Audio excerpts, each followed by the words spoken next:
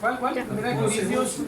Les invito, mis amados Primera de hermanos, Corintios, ¿qué? que vayan a Primera de Corintios, capítulo 11. Sí. ¿Leo? No, espérame un segundo. Primera de Corintios, capítulo número 11. Y vamos a leer. Déjalo así. Déjalo así. Desde el versículo número 23 en adelante. Ahí dice la cena del Señor en casi todas las Biblias. La institución de la cena del Señor. Voy a leerlo según la versión Reina Valera, que dice así: porque yo recibí del Señor lo que también yo les he enseñado, que el Señor Jesús, la noche que fue entregado, tomó pan y habiendo dado gracias, lo partió y dijo: tomad, comed, esto es mi cuerpo, que por ustedes es partido.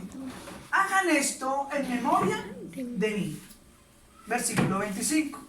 Asimismo tomó también la copa después de haber cenado, diciendo: esta copa es el nuevo pacto en mi sangre. Hagan esto todas las veces que la bebieres en memoria de mí.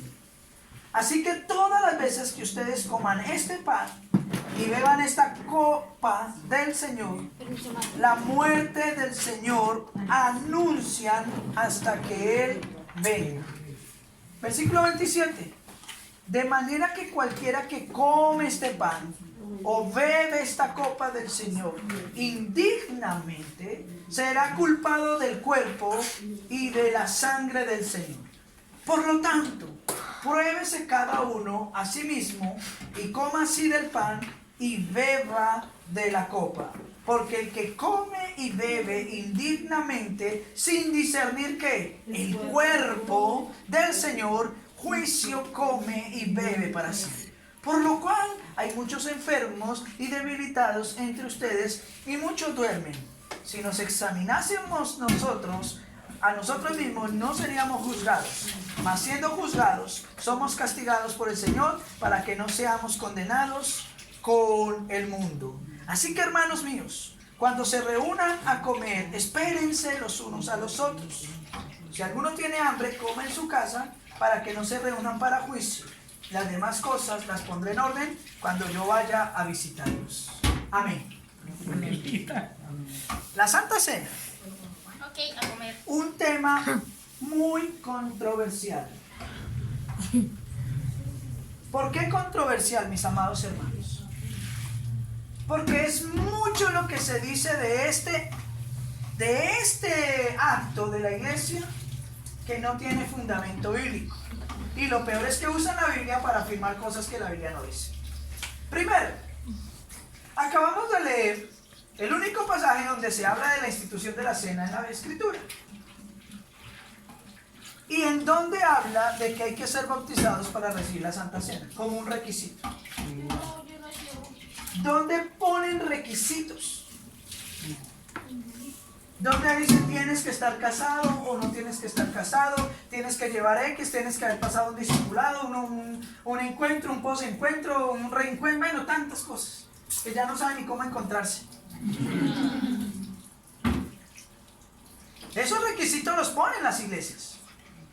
Pero aquí la Biblia nos está diciendo desde el versículo 23, porque lo que yo recibí del Señor, ¿cierto? Es lo que también les enseño, que el Señor Jesús, la noche que fue entregado, el Señor Jesús fue entregado, tomó pan. Y habiéndolo dado gracias, lo partió y dijo: coman, esto es mi cuerpo que por ustedes es partido, hagan esto cuando se reúnan en memoria de mí. Dice, esto es para salvación. ¿Esto va a hacer que usted sea mejor persona o menos o una peor persona? No.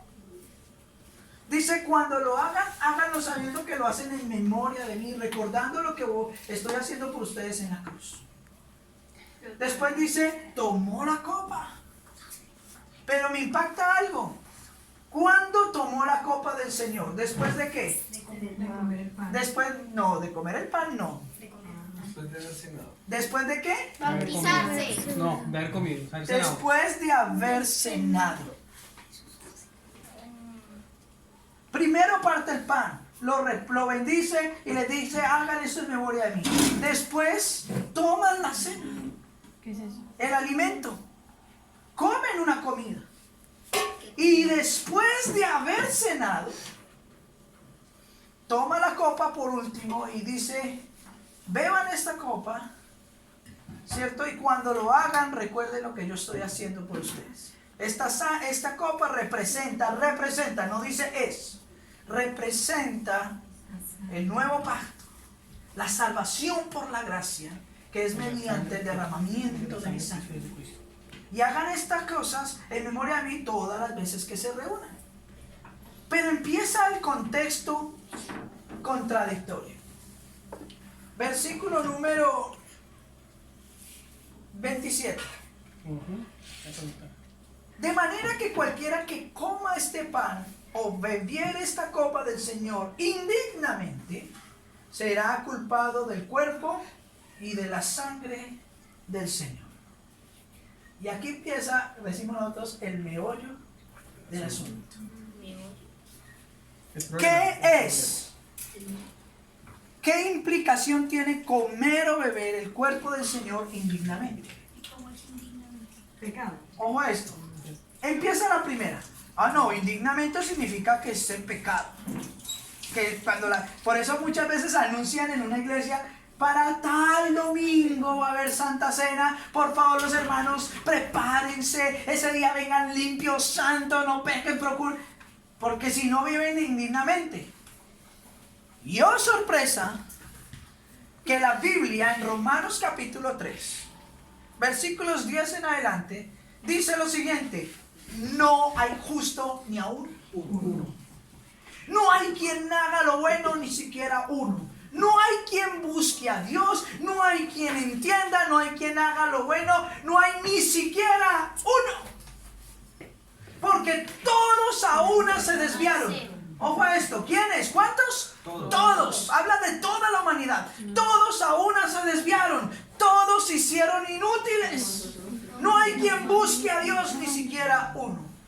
Y empieza a decir, sepulcro abierto es su garganta, con le engañan, mienten, hacen una serie de cosas, hasta cuando llegan al versículo 23 y dice, y por cuanto todos han pecado, por cuanto todos están en pecado, todos están ¿qué? Destituidos de la gloria de Dios. Así que sí, comer indignamente para muchos es que estoy en pecado, pues entonces nadie es merecedor de tomar la cena del Señor, porque nosotros, por más cristianos que seamos, mientras estemos en el cuerpo, estamos sometidos al pecado que habita en nosotros. Pablo lo decía en Romanos, el pecado que habita en mí, y era el apóstol. Ese sí era un apóstol verdadero, hijo de Dios, y aún así decía, el pecado que habita en mí, o que mora en mí. Ojo a esto. Ojo a esto, mis amados hermanos. Primera grande error, decir que indignamente, comer indignamente la cena del Señor ¿es qué? Es estar en pecado. Todos estamos en pecado. Ay no, pastor, nosotros no, no. Y no fue el mismo Jesús cuando iban a matar a la mujer adúltera. Cuando le dijo, sí, la ley dice que hay que matarla porque estaba, la falló conforme la ley. Pero el que de ustedes esté libre de pecado, lance la primera piedra contra aquella mujer. ¿Cuántos lanzaron la piedra? Ninguno, uno. Si yo hoy en este momento les digo, hermanos, honestamente, ¿quién está libre de pecado? ¿Cuántos pueden decir, ay pastor, yo no peco? Todos pecamos. ¿Y eso entonces no nos hace hijos de Dios? No, estamos en una naturaleza humana. ¿Cierto? Si yo más bien dijera, ¿cuántos de aquí pecamos? Levante la mano, hay más de unos que quisieran tener hasta 6 manos para levantar todas al mismo tiempo. Porque todos 6 o pecamos. 6,000. Todos pecamos, de una u otra manera. Todos pecamos, todos cometemos errores. Tremendo, mis amados hermanos. Niños juiciosos, por favor, quieticos, gracias. Ahora bien, siguiente gran contradicción. Comer o beber la cena del Señor indignamente es que usted no es bautizado. ¿Cómo así que usted no es bautizado? El texto no habla nada de bautismos. Es que hay un requisito para participar de la cena del Señor, debemos ser bautizados. ¿Dónde está ese requerimiento en la Biblia? ¿Dónde dice eso así textualmente? Los primeros que tomaron la Santa Cena fueron ¿quiénes? Los apóstoles, ¿cierto? En la noche en la que el Señor Jesús iba a ser entregado. Y hay una gran pregunta que le atañe a muchos teólogos. En el Nuevo Testamento, hasta cuando ellos tomaron la Santa Cena, no hay un solo registro bíblico de que ellos hayan sido bautizados en agua. Pues, o sea, pues es que el que bautizaba, el único que bautizaba era Juan el Bautista. Y a él ya lo habían decapitado. Entonces solo hasta que los apóstoles y después de la resurrección de Cristo fue que ellos empezaron a bautizar, pero no habla de que ellos ojo a esto, los apóstoles sí bautizaban en época de Cristo. ¿Sí? Bautizaban en el nombre de Cristo. el carro, ¿yo qué me impide que sea bautizado? No, pero eso fue después de Cristo. Pero en época de Cristo sí los apóstoles, no era Jesús, eran los apóstoles que bautizaban en el nombre de Jesús. Pero pónganle cuidado a lo siguiente. No hay un solo registro bíblico que diga que los apóstoles en sí fueron bautizados en agua en el nombre de Cristo. Ah, no, pastor, no lo dice, pero se supone. Ah, bueno, entonces vamos a hacer toda una doctrina y vamos a llevar a los hermanos a creer en un mundo de cosas basado en una suposición.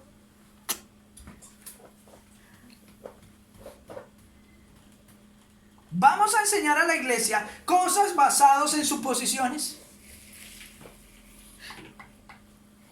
¿No creen que es mejor que si la Biblia no lo dice, no lo debatamos o no lo enseñemos? Y más bien hablemos de lo que sí dice la Biblia. Hay mayor libertad y gozo en lo que está claramente establecido en la Escritura, en lo que la Biblia no dice. Y entonces, pastor, si no es el bautismo, si no es estar en pecado, ¿qué es comer y beber la cena del Señor indignamente? Hace un momento atrás, en las charlas anteriores, repetí 3 veces la siguiente frase. El texto, sin su contexto, ¿se convierte en qué? Pretexto. Dígalo fuerte, ¿se convierte en qué? En pretexto. Para entender este pasaje, que siempre nos leen desde el versículo 23 en adelante, tenemos que irnos un poco más atrás.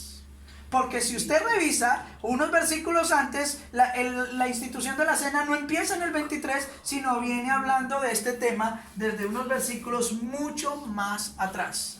Y les voy a decir cuál es el texto. Entonces estamos en 1 Corintios 11.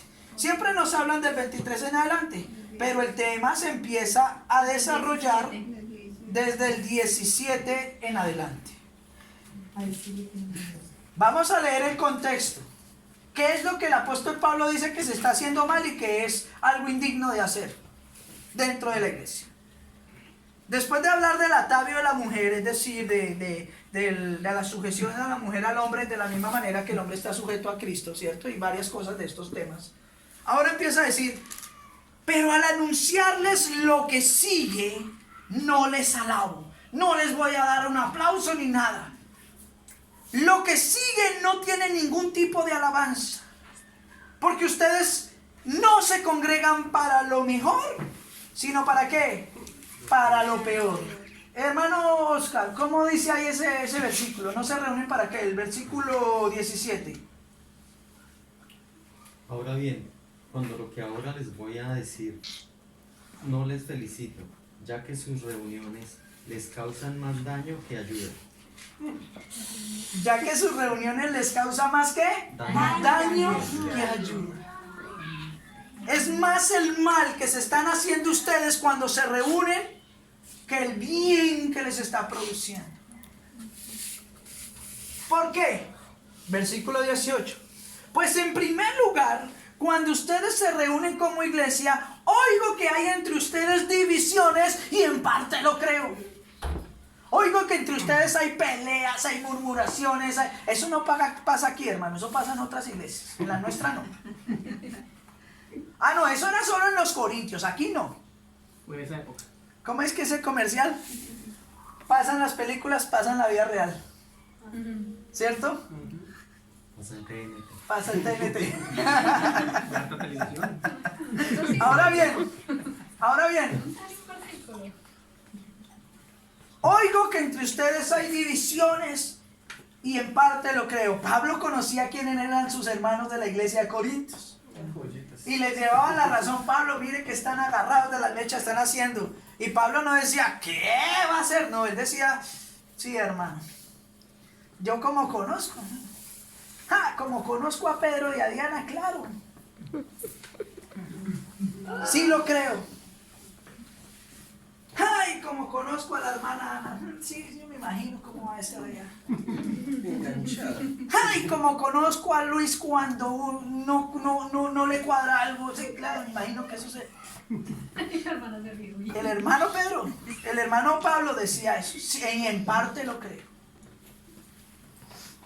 Versículo 19. Porque es preciso que entre ustedes hayan disensiones. Ojo a esto que está diciendo. Es preciso que hayan este tipo de cosas en medio de la iglesia. No son agradables, pero son necesarias. ¿Por qué? ¿O para qué? Para que se hagan manifiestos los que dentro de ustedes son aprobados. ¿Cómo dice esa versión? ¿Cómo dice la versión? Aquí dice algo parecido. Creo que no. Algo parecido. El 19. 19. A los que son aprobados. ¿Cómo? Vuelve a leerlo, por favor. ¿Todo el 19? Sí, todo el No hay 19. duda de que habrá diferencias entre ustedes. Así como se identifica, así es como se identifica a los que son aprobados. Wow. Hay diferencias entre ustedes. Y la palabra de Dios generalmente causa controversia entre los hermanos. Pero es necesario que hayan estas diferencias para que por el desarrollo o en la presentación de la palabra de Dios se conozcan los que son hijos de los que no son hijos. De los que son aprobados como hijos de Dios y los que no son aprobados. ¿Me lo inventé yo? Pues lo dice la escritura. Versículo 20. Cuando ustedes pues se reúnen, esto no es comer la cena del Señor. Cuando ustedes se reúnen, lo que ustedes piensan que es la cena del Señor no es comer la cena del Señor. ¿Por qué? Versículo 21. Niños juiciosos. Porque al comer cada uno, escúchenme bien, se adelanta a tomar su propia cena. Cada uno se ¿qué? Adelanta a tomar su propia cena. Y uno tiene hambre y el otro ¿qué hacía en la iglesia? Se embriagaba, se emborracha. ¡Wow! Llegaban hermanos a la iglesia de los Corintios y cuando se estaba dando la Santa Cena pasaba lo siguiente. Uno no esperaban que se sirviera o se le participara a todos los hermanos, sino que comían ellos. Y como en esa época si era con vino, entonces otros llegaban y mientras todo iba pasando, copita tras copita, y al rano. Y en medio de este desorden, habían hermanos que ni siquiera participaban de la cena y se quedaban sin comer y tenían hambre. ¿Ahora está entendiendo cuál era el trato indigno de la cena del Señor? Sigue diciendo. Pues ¿qué? ¿No tienen casas donde coman y beban? ¿O es que ustedes están menospreciando la iglesia de Dios y avergüenzan de esa manera a los que no tienen nada? ¿Cómo es posible que si nos reunimos como iglesia, entonces se le dé comida a unos y a los otros no? ¿Van a humillar al que no tiene nada? ¿Van a comer delante de otro? Haciéndole sentir vergüenza, humillación, menosprecio. ¿Ustedes así menosprecian el cuerpo de Cristo? A los que son sus hermanos en la fe, miembros del mismo cuerpo. ¿Los alabaré por esto? En ninguna manera. Estas palabras de Pablo eran fuertes. Y cuando hoy entendemos la realidad de lo que es la cena del Señor, para muchos de nosotros se convierte en una palabra dura. Dijo el hermano Robert, dura está esa palabra. ¿Quién podrá resistirla? Sigue diciendo. ¿Qué les voy a decir? los alabaré por esto. En ninguna manera los voy a alabar. Y ahí sí entra el versículo 23. Ustedes están haciendo esto de una manera desordenada, sin considerar a sus propios hermanos, emborrachándose, comiendo unos y dejando a otros aguantar hambre. Lo que yo recibí del Señor. Y empieza a decirles cómo es el orden correcto de la Santa Cena. Porque lo que yo recibí del Señor no es lo que ustedes están haciendo. Es lo que yo ya les he venido enseñando. Que el Señor Jesús, la noche que fue entregado, tomó pan y habiendo dado gracias por él, lo partió y dijo: tomad y comed, este es mi cuerpo que por ustedes es partido. Y sorpréndase, en medio de esa Santa Cena, primer Santa Cena, estaba Judas, el traidor, y Jesús lo sabía. Y sin embargo Jesús participó, hizo que él participara de la Santa Cena. Y ese sí era indigno. Ese ya había negociado la entrega de Cristo. Y Cristo lo sabía. Y aún así partió el pan y se lo dio a todos. Dijo el Y que él fue el que mojare, mojó. Y él fue el que mojó el pan. se lo dio. Aún el traidor participó de la Santa Cena y Jesús lo sabía. Pero en nuestras congregaciones no. No. Hermano Luis, usted no está bautizado, usted no puede participar. Judas sí pudo, pero usted no. Les alabaré por esto, dice Pablo. Qué triste es ver cómo la Santa Cena en muchas iglesias, voy a usar este dedo, ¿sí? Empiezan y a todos le dan. Y hasta los niños chiquitos. Y vienen repartiendo el pan. Y usted no, porque usted no se ha bautizado. ¿Acaso nuestros niños no son iglesia? ¿No son miembros de este mismo cuerpo? ¿Acaso Jesús no dijo que debemos ser como unos niños y que dejad venir los niños a mí, no se lo impidamos porque de ellos es el reino de los cielos?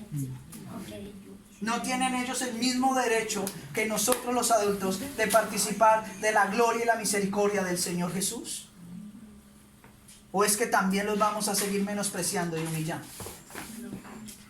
Solo por cumplir doctrinas o instituciones o reglamentos creados por hombres mentirosos que han distorsionado la palabra. Y después dice la Escritura, de haberles dado el pan, les dijo: coman, que este es mi cuerpo que por ustedes es ¿qué? Partido, y hagan esto en memoria de mí. Tomar la Santa Cena no nos hace ni más santos, ni menos santos, ni más perfectos o menos perfectos, sino que es un acto simbólico a través del cual, como cuerpo de Cristo, recordamos lo que hizo por nosotros en la cruz. Hagan esto en memoria. Es un acto en el que recordamos lo que Cristo hizo por nosotros. Amén. Amén. Y después dice el 27, perdón. De manera que cualquiera que come este pan o bebe esta copa del Señor indignamente. Ya sabemos a qué se refería cuando dice indignamente. Al desorden, a dejar aguantar unos hermanos, a inclusive emborracharse. Oiga, es tremendo, se emborrachaban, hermanos. Sí, eran guaraperos. Yo me imagino. Yo me imagino también. Una enrumbada. El hermano Juancho y Hincho. Y claro. ¡Ey! ¡Pero! ¿De dónde viene? De la iglesia. Borracho venía a la iglesia. Yo quiero ir. Yo quiero ir, dice el otro. Eso está bueno, yo quiero ir. Dentro de 8 días voy yo. Dentro de esos días voy yo. Y con 3 platos de lechón. Y con 3 platos de lechón ahí guardados. aguantando. Mientras otros hermanos se quedaron sin comer.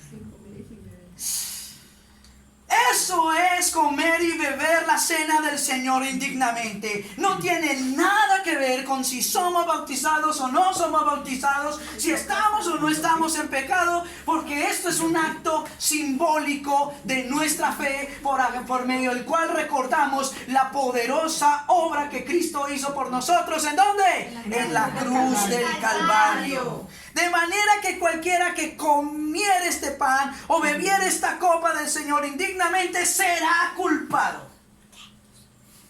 ¿De qué cosa? Del cuerpo. ¿De cuál cuerpo? De Cristo. De la iglesia. De Cristo. Nosotros somos el cuerpo de Cristo. Será culpado de menospreciar su cuerpo a sus hermanos. ¿Se dan cuenta la importancia que tenemos de estimular entre nosotros la coinonía, la unidad como cuerpo de Cristo? De dejar de vernos como, ay, el hermano que viene a la iglesia, no, sino mi amado hermano, que es parte de mi familia espiritual, de mi familia en la fe.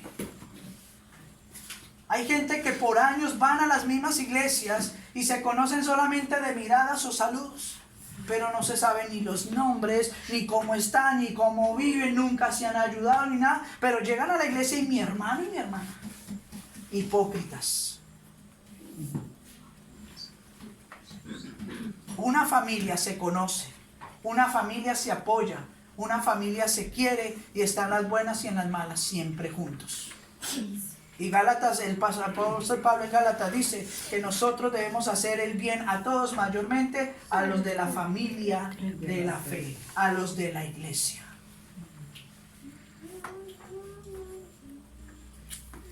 Por tanto, pruébese cada uno a sí mismo y coma así del pan y beba la copa. Porque el que come y bebe indignamente sin discernir ¿qué? El cuerpo del Señor. ¿Cuál es el cuerpo del Señor? La iglesia. Sin discernir que lo que yo, mis actos que estoy haciendo, ofenden a mis hermanos y agravian y debilitan y aún hieren la fe de mis amados hermanos. Y por eso no volvieron. ¡Ay! ¿Qué será de la hermanita? No sé, Anita. Ay, se puso brava porque no La hermanita Anita, ay, yo no sé por qué no volvió la hermanita. No, allá de pronto ella que esto no quería seguir al Señor. Y resulta que la hermanita Anita se fue porque alguien en la iglesia la humilló. Porque alguien la trató de lo peor, la hizo sentir como lo peor, la humilló. Probablemente el mismo disque pastor fue el que hizo eso. Y como se fue, entonces él se fue en rebeldía. Eso es que no quiere seguir al Señor. Y es el mismo cuerpo de Cristo. Son sus propios hermanos los que hieren a sus otros hermanos. ¿O acaso ustedes no se han dado cuenta la cantidad de gente que anda en las calles? Y uno va a predicarles, a mí no me hable de iglesia. Fui una vez por allá y no quiero volver. Me hirieron, me estafaron, me robaron, me hicieron. Si eso es ser cristiano, ¿para qué voy allá?